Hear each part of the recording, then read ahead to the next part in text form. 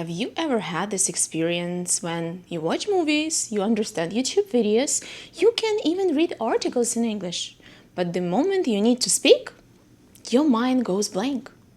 Today, we're going to break down why this happens and, more importantly, what you can do about it.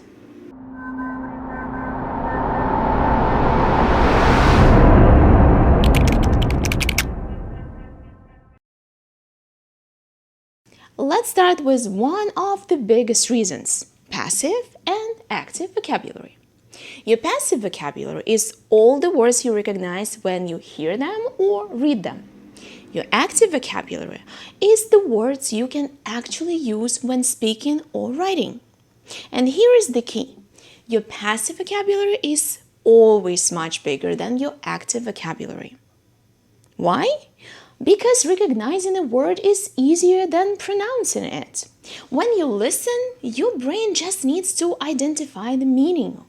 But when you speak, your brain has to find the word, build a sentence, use the correct grammar, pronounce it clearly. All of that happens in real time. That's why you know a word, but you can't say it when you need it.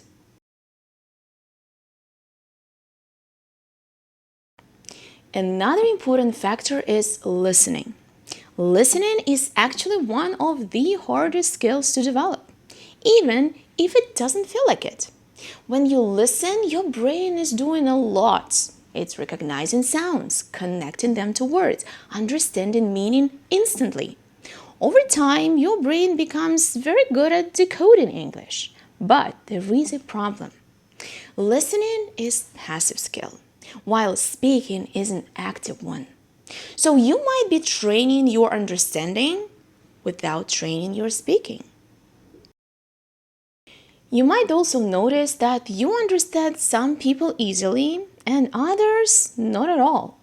That's because of different accents. English is spoken all over the world, and every region has their own different pronunciation, different rhythm, different intonation. If you mostly listen to one type of English, for example, American TV shows, your brain gets used to that specific accent. So when you hear something different, it feels like completely new language. And this can affect your confidence when you're speaking too, because you're not sure how things should sound. Another interesting point is English vocabulary. It changes depending on the country. For example, in the United States, you say apartment, when in England, you say flat. This same happens with such words as truck and lorry, elevator and lift, and many, many others. So even if you understand English well, you might hesitate to speak it because you're thinking, which word is correct? The answer is both are correct, just used in different places. But this uncertainty can slow you down and make speaking feel stressful. Now let's talk about something even more powerful: fear. Many learners are afraid to speak because they don't want to make a mistake, feel embarrassed about their accent, worry about being judged. So instead of practicing speaking, they simply avoid it. And this creates a cycle. You don't speak, you don't improve, you feel less confident, and you avoid speaking even more. But the truth is, mistakes are not a problem. They are part of the process. Even advanced speakers make mistakes. Here is one more reason many people don't realize. You might still be thinking in your native language and translating into English. This slows you down a lot. Because instead of speaking naturally, your brain is doing extra work, thinking in one language, translating, checking grammar, then speaking. That's why your speech feels slow or unnatural.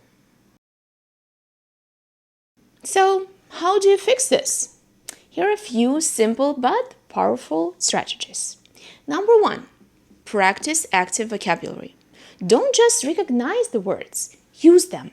Create sentences, speak out loud. Number 2, shadowing technique.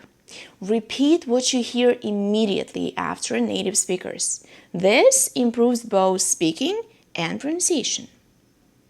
Number 3, speak even if you are not ready. There is no perfect moment to start speaking. You improve by speaking, not before it. Number 4, think in English. Start small. Describe your day, your plans, your surrounding in English. Number 5, accept mistakes. Mistakes mean you are learning. No mistakes means no progress. So if you understand English but cannot speak it yet, don't worry. It doesn't mean that you are bad at languages. It means you've been training the wrong skill. Understanding is just the first step. Speaking is a separate skill and it needs its own practice. Start small, be consistent, and most importantly, don't be afraid to speak, because the more you speak, the easier it becomes. Thank you for watching. Don't forget to like and subscribe, and I'll see you real soon in my next video.